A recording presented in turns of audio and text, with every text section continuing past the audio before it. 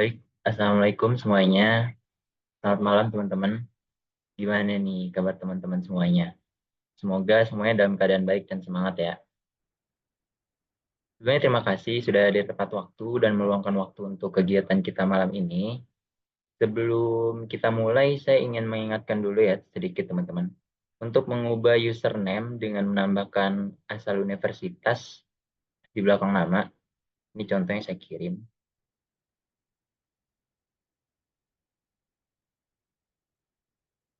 Teman-teman yang masih berkuliah, di belakang namanya bisa ditambahkan asal universitas.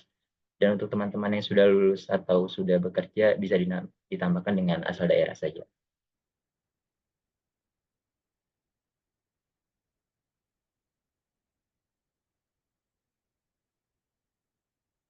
Silahkan disesuaikan dulu ya teman-teman, supaya nanti lebih mudah saat presensi maupun sesi tanya jawab.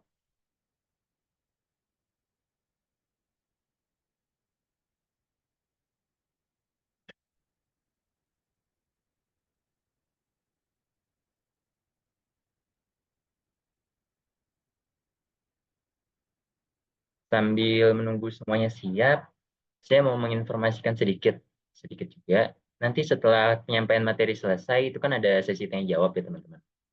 Nah, untuk teman-teman yang aktif bertanya di sesi tersebut, akan mendapatkan poin tambahan. Jadi, saya harap teman-teman bisa memanfaatkan kesempatan ini dengan baik dan aktif ya, karena ini juga jadi bagian dari penilaian proses pembelajaran kita. Dan setelah ini tidak akan ada lagi sesi tanya jawab dengan dosen tamu. Jadi, saya harap teman-teman bisa memanfaatkan kesempatan terakhir ini dengan sebaik-baiknya.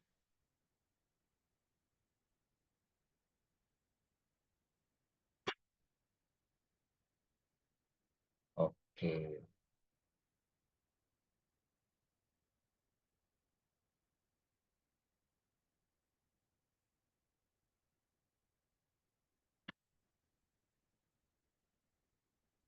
Oke, teman-teman. Malam ini kita akan membahas topik yang menurut saya sangat relevan dan masih berhubungan dengan topik kita di minggu lalu. Topiknya itu mengelola,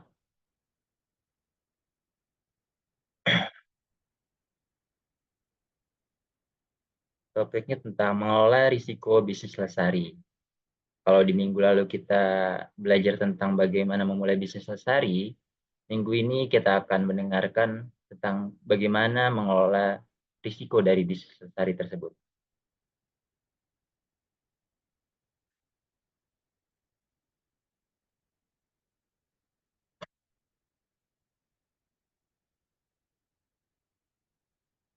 Dan untuk pembicaranya masih sama dengan yang kemarin ya teman-teman.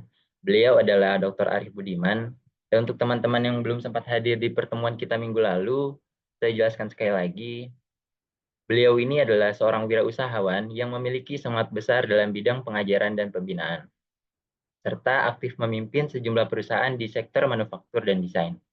Saat ini, beliau menjabat sebagai Presiden Direktur PT Prakarsa, Jakarta, dan juga Chairman of the Board di beberapa perusahaan. Antara lain PT Agrindo di Gresik, PT Daya Sentosa Rekayasa di Jakarta, dan PT PM Guntur di Malang. Selain aktif di dunia bisnis, beliau juga merupakan CEO founder Melati Nusantara, serta coach di Diplomat Sukses yang membimbing banyak anak muda dalam mengembangkan potensi diri dan usaha. Dalam organisasi, beliau juga aktif sebagai Wakil Ketua Bidang Industri Strategis Logam dan Mineral di Kadin Indonesia, serta Wakil Kepala Bidang UKM dan Operasi dan Koperasi di Apindo National Board. Pendidikan beliau juga sangat menginspirasi loh teman-teman. Beliau menempuh Doctorate in Economics di Universitas 17 Agustus 1945 di Surabaya, meraih Master of Management di Universitas Erlangga, dan Bachelor of Science dari Indiana University, Amerika Serikat.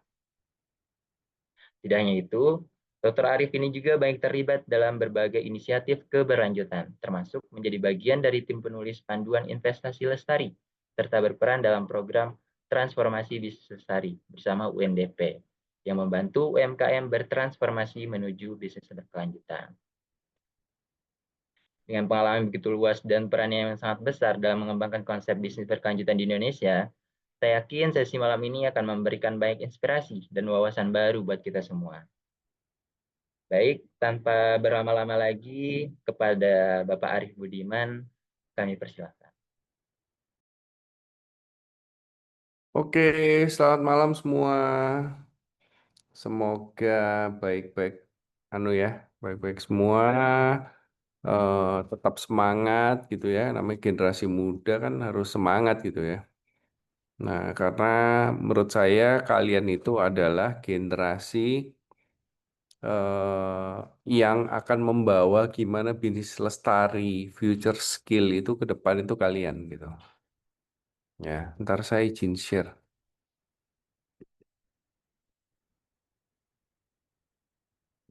Belum di anu request share-nya.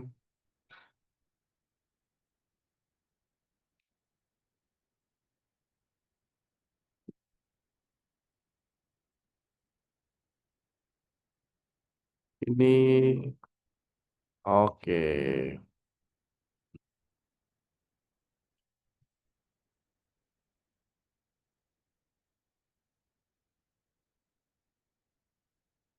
Oke, ini saya mau ngajarin yang namanya future skill ya. Nah, kebetulan malam ini materi yang diberikan sama saya adalah mengelola berbagai risiko bisnis menuju bisnis yang tumbuh dan lestari gitu ya.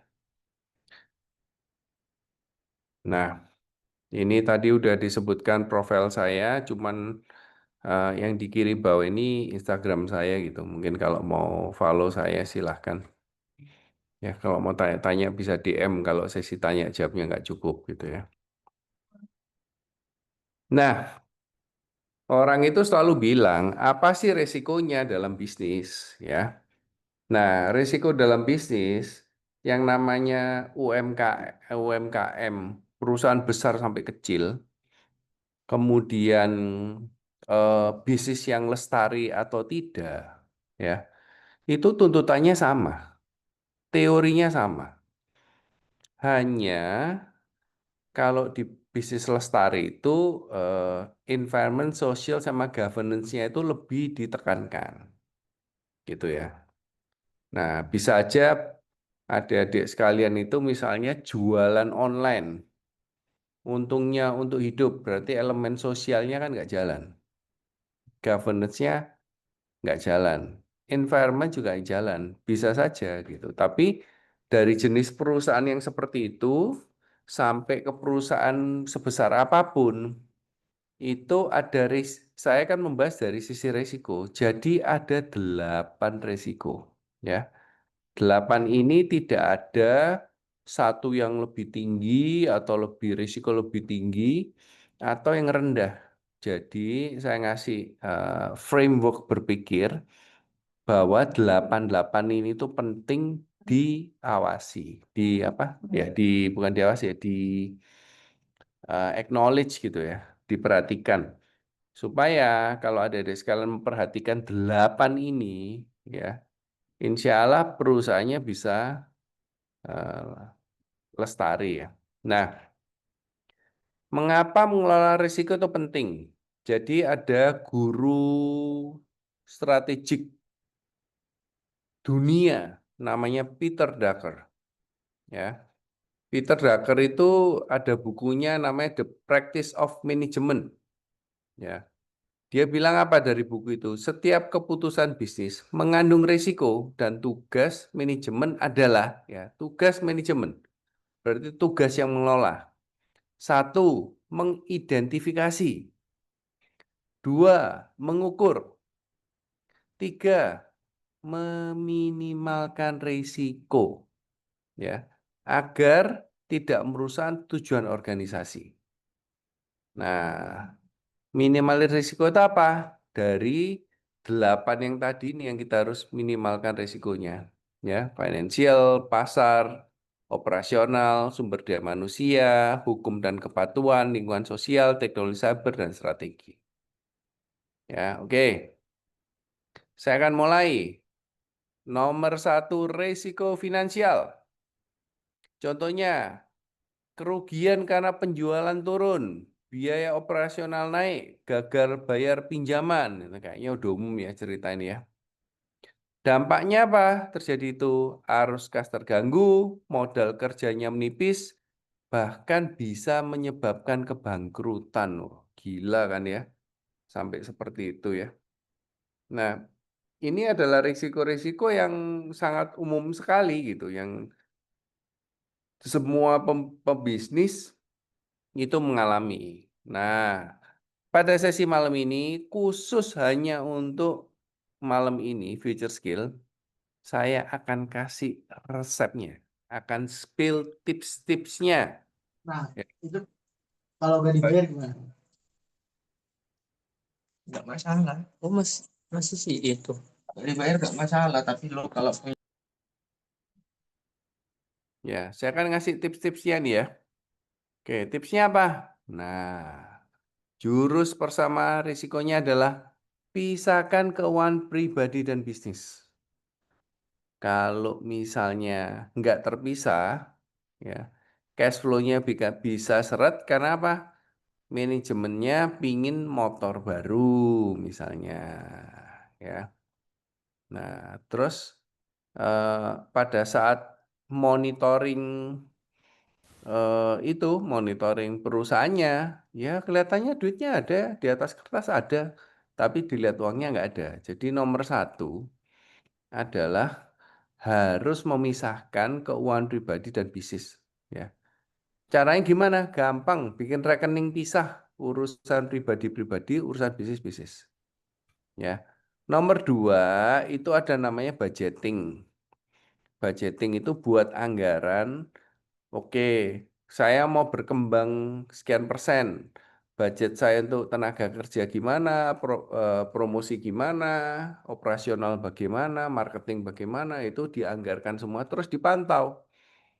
Apakah strategi yang kita lakukan itu masih on budget apa enggak gitu ya. Nah, yang ketiga itu adalah bangun dana darurat bisnis. Nah, ini kesalahan para UMKM pada saat yang kebanyakan sekarang, begitu ada uang, puterin di ads, di mana akhirnya nggak apa kalau tahu-tahu penurunan kayak gini, ya, ada penjualan turun, biaya operasional naik, gagal bayar, nggak punya nafas. Jadi sebaiknya perusahaan yang baik itu dana daruratnya itu 3 sampai 6 bulan. Ya, minimum. Tentu saja tiap bisnis itu beda-beda. Ya, karena tergantung life cycle bisnisnya, ya. Terus diversifikasi sumber pendapatan.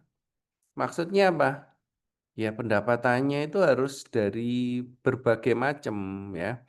Misalnya menyasar pasar premium, pasar medium, pasar low end gitu ya. Atau membuat B2B, B2C gitu ya. Supaya sumbernya itu kalau satu yang apa mata airnya habis, satunya bisa jalan gitu ya.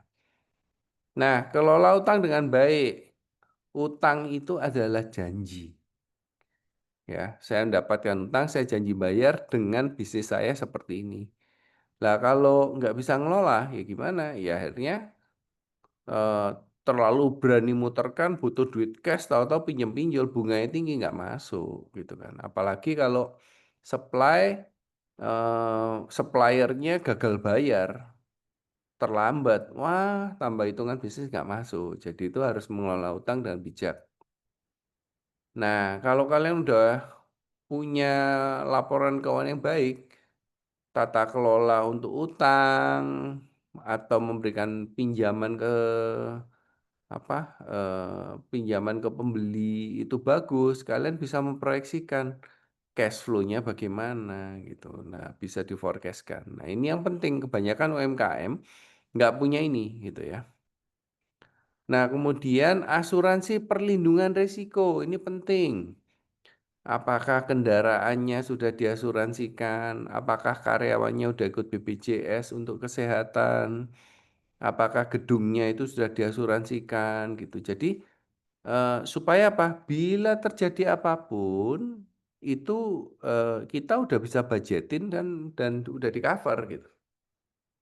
Bayang, ngapain buang uang 10 tahun belum tentu kebakaran. Ya, tapi kalau nggak diasuransikan kan mana bisa menjamin bahwa 10 tahun tidak terbakar gitu kan. Jadi itu. Nah, yang kedelapan harus punya laporan keuangan, catatan keuangan yang bagus supaya kita bisa memonitor kondisi perusahaan, ya.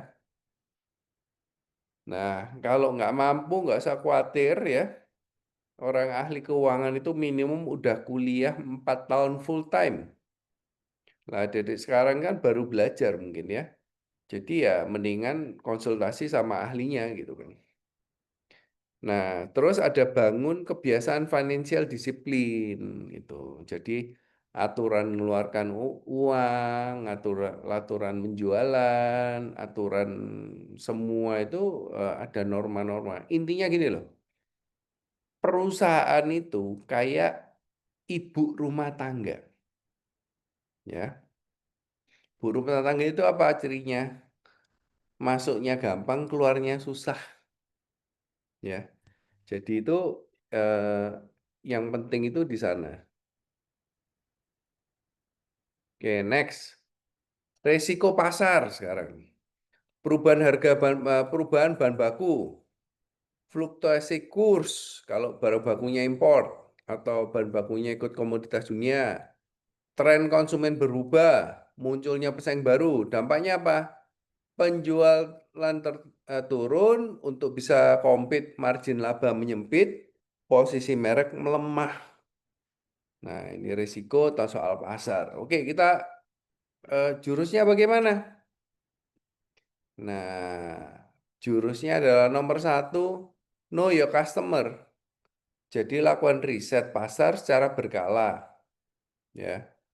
Kemudian ada namanya diversifikasi produk dan layanan.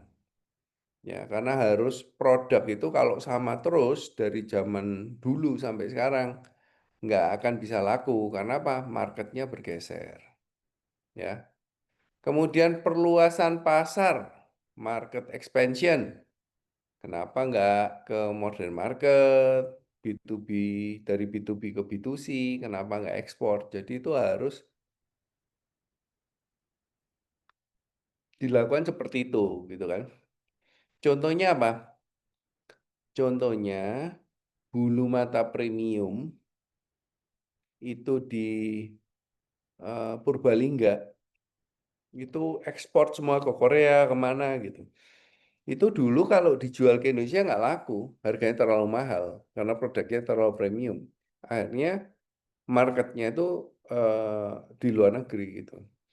Jadi perubahan expansion. Terus bangun brand yang kuat itu perlu ya. Yang namanya barang, harganya, kualitasnya, ekspektasinya itu diatur sama brand ya. Jadi ini sangat perlu sekali. Terus pantau harga dan margin, tahu pasarnya di mana, harganya berapa, marginnya memungkinkan nggak ya. Nah, nomor 6 adalah bangun hubungan baik dengan pelanggan, itu customer retention.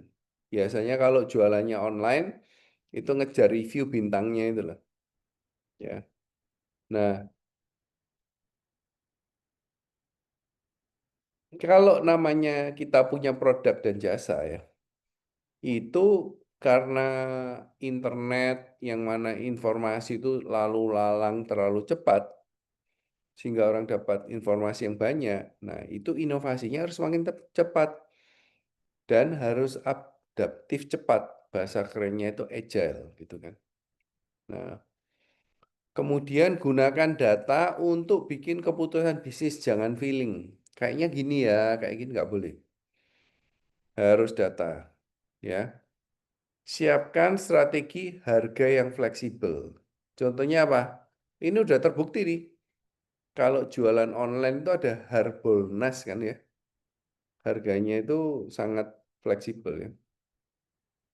Nah, yang terakhir, sekarang itu kita udah di era digital. Jadi harus mengembangkan namanya tim marketing. Kalau dulu tim marketing itu sama sekarang cara kerjanya beda sekali gitu kan. Harus kembangkan situ. Oke. Kemudian risiko operasional. Contohnya apa? Mesinnya rusak, produksinya salah, ada pencurian, ada kegagalan sistem IT. Dampaknya apa? Penundaan pengiriman, peningkatan biaya perbaikan, terus turunnya reputasi, nggak dipercaya. Ya. Nah, gimana mengatasinya? Dari operasional risk itu harus punya SOP, bukan sop ayam, sop kambing, sop sapi, tapi SOP, Standard Operating Procedure. Nah, kalau udah distandarkan, maka itu yang namanya service level itu bisa standar. Kemudian ada pelatihan dan pengembangan karyawan. Contohnya apa? Mesin sebelum rusak itu ada tanda-tandanya. Jadi operator harus di-training mengidentifikasi tersebut. Ya. Terus sekali lagi kalau sistem itu harus ada pencatatan teratur. Misalnya kayak rekam medisnya per mesin. Mesin A, rekam medisnya apa sering rusak, sering ganti ini. Jadi kita tahu apakah mesin A ini bisa di, bisa dipertahankan, di repair atau diperbarui ganti mesin ya. Nah, terus ada namanya regular maintenance. Jadi rawat dan cek peralatan secara berkala. Yang kelima adalah identifikasi titik lemah proses. Jadi kalau mesinnya apa jejer-jejer gitu prosesnya A ke mesin B ke mesin C itu yang numpuk di mana. Jadi itu dipercepat supaya operasional hasil outputnya lebih besar. Ya. Gunakan teknologi untuk efisiensi. Lah data yang dicatat itu dimasukin AI udah langsung keluar semua itu analisanya. Ya. Terus rencana darurat harus siap. Kalau mesin saya satu down, gimana produksi saya? Kalau lampu mati, gimana produksi saya? Itu harus penting ya. Terus bangun budaya disiplin dan tanggung jawab ya. Ini penting sekali. Nah, untuk mengetahui kondisi perusahaan operasional itu bisa lakukan internal audit secara berkala. Ya, nah itu. Terus yang ke-10 adalah komunikasi antar tim yang efektif. Masalah di mesin itu nggak selalu masalahnya bagian maintenance. Bisa karena nggak bisa supply, bisa marketing. Karena urusannya produksi, bisa bagian produksi. Jadi komunikasi efektif antar tim itu sangat diperlukan. Oke, kemudian risiko sumber daya manusia. Contohnya karyawan keluar mendadak, konflik internal, terus SDM-nya kurang. Dampaknya apa? Produktivitas turun hingga pengetahuan penting sehingga kehilangan pengetahuan penting dan biaya rekrutmen yang mahal gitu. Jurusnya bagaimana? Rekrut karyawan yang tepat sejak awal. Ya, rekrut karyawan tepat itu mekanismenya banyak, termasuk salah satunya tes-tes ya macam-macam gitu ya. Kasih case tadi bisa. Nah, kedua adalah harus kasih pelatihan dan pengembangan berkelanjutan untuk meningkatkan potensi dalam perusahaan. Nah, bangun komunikasi dua arah. Jadi ada top down dan bottom up ya. Supaya kita itu melek dengan resiko SDM ini. Nah, yang keempat biasanya ini ada namanya sistem kompensasi yang adil. Sistem kompensasi yang adil itu menarik sekali karena Gen Z dan milenialis itu sangat peduli sama ini. Ya. Terus harus melakukan kinerja yang objektif. Kalau orang merasa dizolimi pasti nggak tahan di perusahaan. Ya. Kelola kesehatan keselamatan K3. Lah, ini udah ada undang-undangnya, itu wajib dilakukan. Ya. Terus siapkan rencana suksesi. Itu apa maksudnya? Regenerasi orang-orang di pucuk pimpinan. Jangan tahu-tahu bukan menghilang malah meninggal malah nggak bisa jalan gitu. Nah, Kemudian adalah atur kontrak dan kepatuhan hukum ketenagakerjaan. Jadi itu harus benar-benar comply supaya apa? Nggak repot diganggu-ganggu terus, ya, sama polisi, sama disnaker gitu. Jadi kita biar bisa fokus sama kerja. Terus bangun keterlibatan dan rasa memiliki, namanya employee engagement. Itu penting sekali ya. Ada perusahaan yang bikin perlombaan, namanya itu untuk efisiensi, ya. Itu efisiensi yang menang dikasih duit terus dikasih dana untuk melakukan efisiensi. Itu part of the employee engagement ya. Oke, nomor 5, risiko hukum dan kepatuhan. Itu urusannya melanggar kontrak, nggak mematuhi pajak atau melanggar standar lingkungan. Dampaknya apa?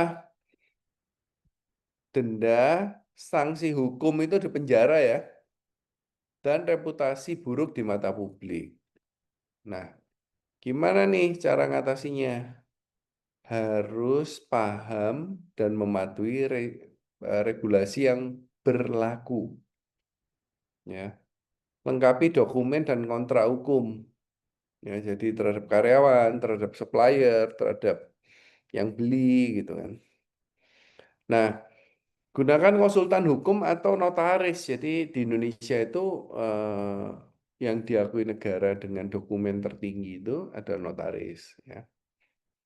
Lakukan audit kepatuhan secara berkala. Ini maksudnya compliance.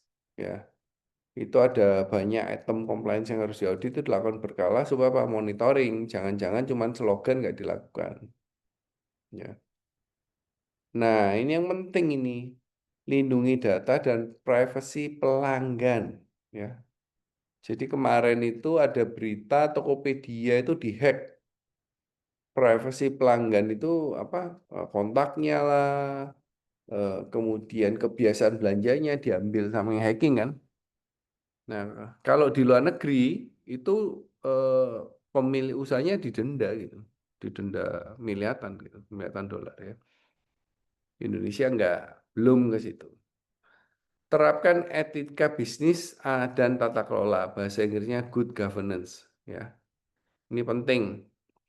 Jadi kalau kepatuhan hukum itu keluar, kalau ke dalam itu ngomongnya good governance ya. Catat dan arsipkan semua transaksi. Ya, itu penting supaya tahu kondisi perusahaan tadi yang di sebelumnya rasio keuangan bisa keluar gitu. Nah, ikuti perubahan regulasi. Nah, ini agak ajaib kalau di Indonesia. Ada risetnya World Bank.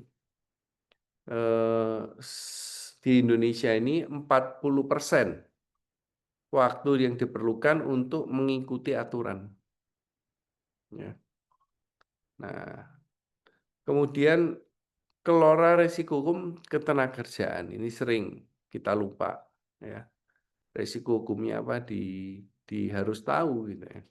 Dan kalau nggak tahu ya hire profesional aja. Ya. Nah, complaint culture ini sangat penting ya. Kalau perusahaan luar negeri itu udah biasa dan mereka itu wajib. Kalau Indonesia, aduh nanti aja curi-curi aja gitu, belum untung gitu. Nah ini harus kita perbaiki. Nomor 6 adalah lingkungan dan sosial. Contohnya apa? Bencana alam, pencemaran itu kayak cesium yang di Jawa Barat itu kan. Protes dari masyarakat. Dampaknya apa? Gangguan operasional nggak bisa kerja, izinnya ditolak, kerusakan citra mereknya juga hancur karena banyak seperti itu. Ya. Nah, gimana caranya? Satu, patuhi regulasi lingkungan dan sosial. Ya.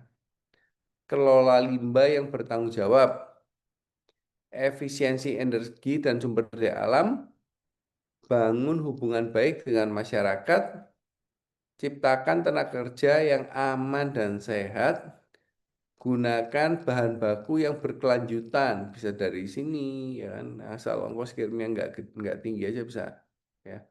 Lakukan penilaian risiko lingkungan dan sosial, itu penting ya.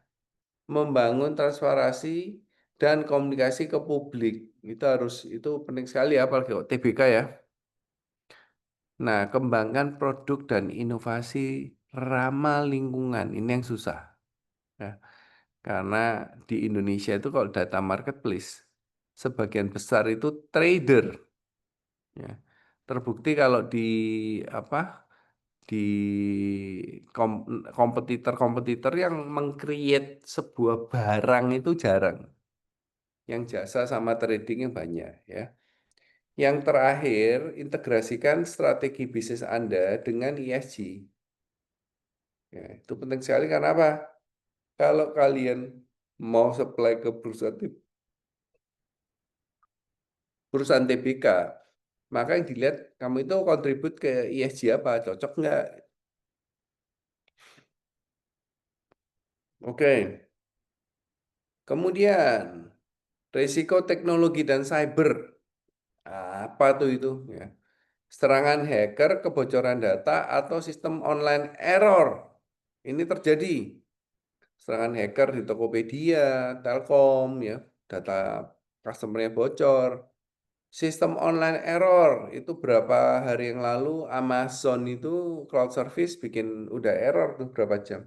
Sampai orang itu pakai di airport, nggak bisa check-in, nggak bisa apa-apa, down karena Amazon cloud-nya down. Dampaknya apa? Data pentingnya hilang, kepercayaan pelanggan itu turun. Nah, potensi tuntutan hukum karena kita udah ada hukum yang untuk apa data pribadi itu kan bisa tuntut. Oke, tipsnya apa? Bangun infrastruktur teknologi yang andal. Gunakan teknologi keamanan digital yang berlapis atau istilah kerennya ada multi layer security.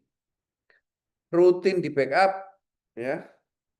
Lindungi jaringan akses internet. Ya, jadi kalau internet itu harus keep up sama eh, apa virus-virusnya. Kalau udah ini udah langsung ya. Terus perbarui sistem secara berkala. Jadi di-upgrade penetrasinya di mana di-upgrade gitu. Nah, kemudian edukasi dan latihan karyawan itu penting untuk keep up with teknologi. Buat kebijakan aman informasi, IT policy-nya bagaimana? Siapa yang input, ya, siapa yang write, siapa yang edit, ya, itu penting. Ya. Terus ini gunakan sistem authentic enkripsi, biasanya itu kayak OTP gitu ya, atau bikin apa firewall enkripsi di dalam datanya. Kemudian siapkan rencana tanggap insiden, respon plan. Misalnya cloud-nya nggak jalan bagaimana, servernya kelendem air bagaimana. Jadi harus punya rencana yang untuk mitigasi, untuk rencana risiko yang berikutnya. Nah, yang 10 adalah gunakan audit dan penilaian keamanan secara berkala. Ya, itu sekarang udah banyak yang udah punya sertifikasi soal IT dan bisa ngurusin ini nih. Oke, next. Next yang terakhir adalah risiko strategi. Salah baca tren, salah pilih model bisnis, keputusan investasi yang buruk, ya. Dampaknya apa? Arah bisnis salah, kehilangan daya saing, bahkan apa entar? Bahkan menyebabkan kegagalan jangka panjang. Ya, itu penting sekali. Nah, caranya bagaimana menghilangkan risiko strategi ini? Satu, punya visi dan misi yang jelas. Kemudian gunakan analisa strategi seperti SWOT, Pastel, Porter Five Force, ya, dan lain-lain. Kemudian bangun sistem pemantauan kinerja atau KPI atau balance scorecard. Itu harus punya sistemnya, jangan manual. Ya. pantau perubahan lingkungan bisnis. Ada perubahan apa nih di bisnis? Ya. Bangun kemitraan strategis. Nah, zaman sekarang itu kalau mau sukses nggak bisa sendiri, tapi harus kolaborasi. Ya. Diversifikasi model bisnis. Nah, jadi agile kan berubah-ubah sesuai kebutuhan pasar, dia bisa diversifikasi dan perubahan ya. Kajian ulang strategi berkala itu karena hubungannya sama internet sehingga preferensinya itu beda-beda ya. Kemudian libatkan tim dalam pengambilan keputusan strategi ini penting supaya apa? Ya supaya eh, bisa diakui lah, ya kan? Kalau nggak punya kayak gitu ya nggak bisa, ya. Kemudian siapkan dana untuk ekspansi dan inovasi, rancang kontingensi atau rencana daruratnya gimana kalau ini nggak berhasil. Oke, ini adalah sedikit dari saya, ya. Mengelola risiko untuk bisnis yang lestari, setiap keputusan bisnis mengandung risiko. Ya, ada 8 jenis risiko utama yang harus diwaspadai. Risiko keuangan, risiko pasar, risiko operasional, risiko SDM, risiko hukum dan kepatuhan, risiko lingkungan dan sosial, dan risiko teknologi cyber. Ya. Setiap risiko dapat dikelola dengan pendekatan sistematis. Ya. Nah, ini saya mau Nah, ini saya mau ngasih peribahasa ini ya. Jadi ada peribahasa di Tiongkok itu adalah setiap risiko selalu ada peluang. Jadi karakternya itu namanya Wei Ji ya. Nah, Wei itu krisis atau bahaya, Ji itu berarti kesempatan atau peluang. Ya, jadi ada kata di Tiongkok itu namanya Wei Ji. Jadi setiap ada risiko pasti ada peluang. Setiap ada krisis selalu ada peluang. Nah, ini apa? Krisis sama dengan risiko sekaligus peluang. Ya. Yang kelima adalah bisnis lestari adalah bisnis yang siap menghadapi pertumbuhan. Ya. Nah, saya minta adik-adik sekalian merenungkan ya kata-kata dari saya. Bisnis yang tumbuh berawal dari keberanian mengambil risiko. Tapi bisnis yang lestari hadir dari kebijaksanaan dalam mengelola ya atau piawai dalam mengelola ya. Nah, dari situ presentasi saya mungkin bisa lanjut Q&A.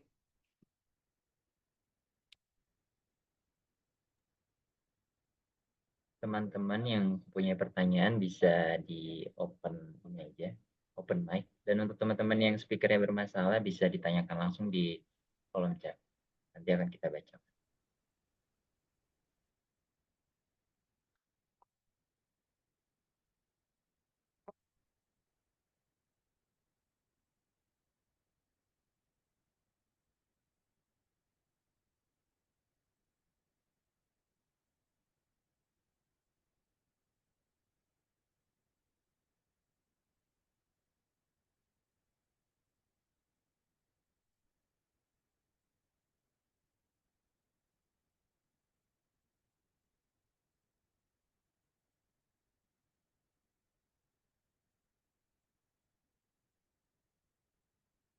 Mungkin Fahmi mau tanya dulu Mi untuk pematik diskusi.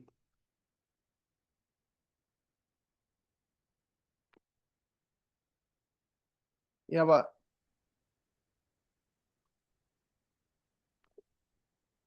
Terkait dengan resiko, Pak. Nah, sekarang ini kan zamannya AI, Pak. Nah, selain dengan apa? Dengan segala hal yang memudahkan gitu, Pak. Nah, resiko apa sih yang maksudnya perlu kita eh apa ya? Perlu kita antisipasi gitu, Pak.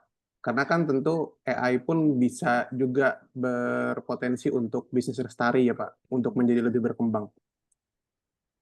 Nah, ini menarik nih. Terima kasih. Menurut penelitian, AI akan mempercepat, memperlancar proses dan membuat proses lebih murah. Tapi AI itu nggak bisa eksekusi. Ya, contohnya kamar mandi tempat kita mampet, bisa tanya AI. Oh, ternyata masalah saya di sini, ya kan? Tapi untuk benerin nggak bisa AI.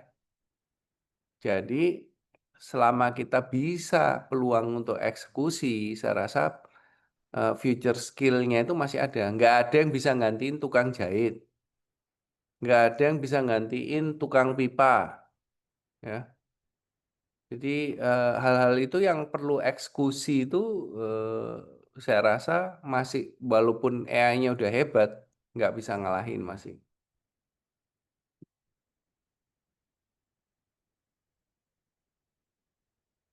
Yang lain? Di kolom komen ini ada yang masuk Pak, pertanyaan 2. Bacain aja kali ya. Hmm. Yang pertama dari Brigita Olivia dari UNER. Selamat malam Pak. Saya mohon izin bertanya, dalam kondisi ketika penjualan menurun drastis, sementara biaya operasional tetap tinggi, langkah konkret apa yang sebaiknya menjadi prioritas utama? Apakah dengan memangkas biaya, mencari tambah modal, atau fokus meningkatkan penjualan? Bagaimana pendapat dari Bapak dalam menentukan prioritas tersebut agar keputusan yang diambil tidak justru memperburuk kesehatan keuangan bisnis dalam jangka panjang? Nah, semuanya prioritas jawabannya. Tapi beda bisnis, beda prioritas. Kalau manufacturing itu biasanya penurunan biaya bagaimana? Tapi kalau jualannya online, malah untuk nyari omset itu mungkin lebih penting gitu ya. Karena SDM-nya udah sedikit. Jadi ya tergantung. Jadi eh, ingat 8 risiko yang saya share itu sebagai pertimbangan sama tipsnya bagaimana. Nah, itu diprioritaskan sendiri tergantung bisnisnya. Nah, tentunya memutuskan itu harus punya data ya.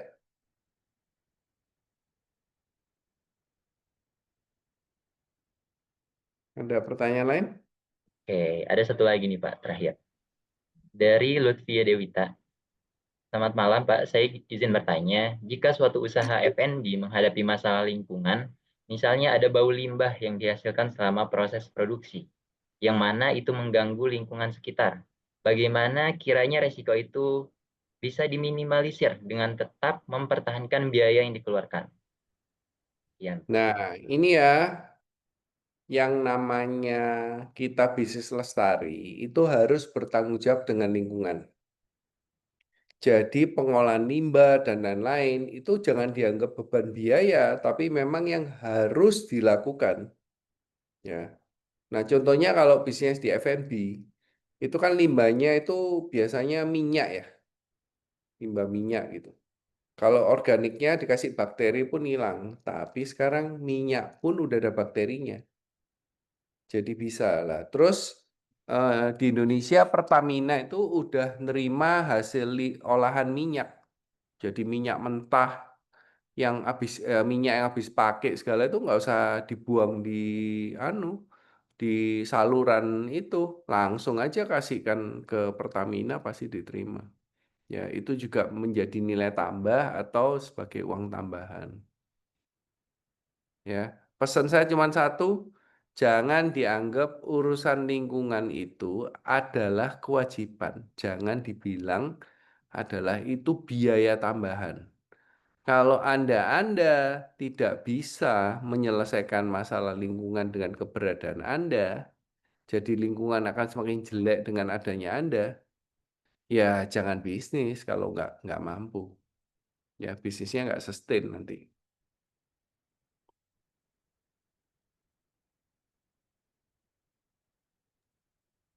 Oke, terima kasih kepada Bapak Arif atas penyampaiannya.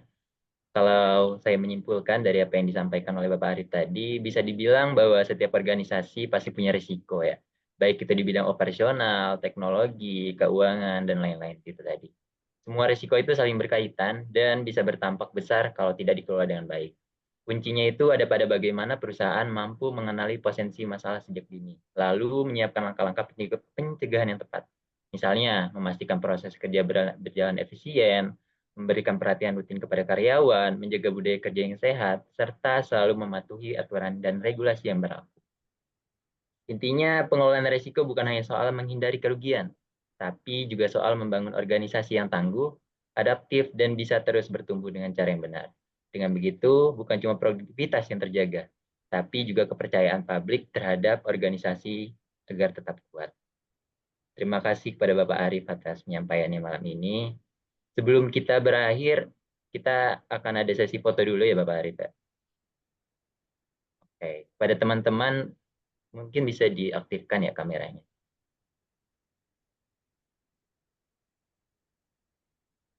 Ayo, kakak-kakak yang cantik dan ganteng-ganteng, tunjukkan dong.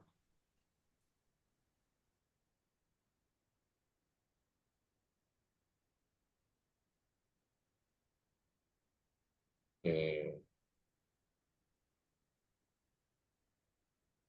di sini ada 3 slide ya, jadi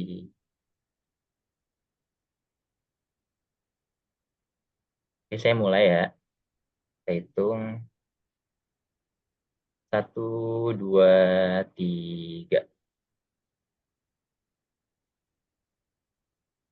Baik, kita lanjut ke slide 2. 1, 2, 3. Oke, kita lanjut ke slide terakhir. 1, 2, 3.